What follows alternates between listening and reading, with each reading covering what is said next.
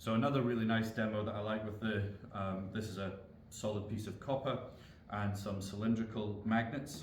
This is non-magnetic, and so placing the block at an angle and rolling that down, quite a clear effect. If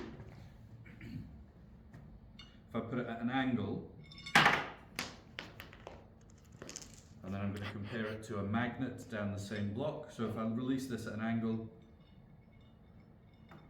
we can see that zigzag motion, and I often like challenging students to think about why the magnet is behaving in that way.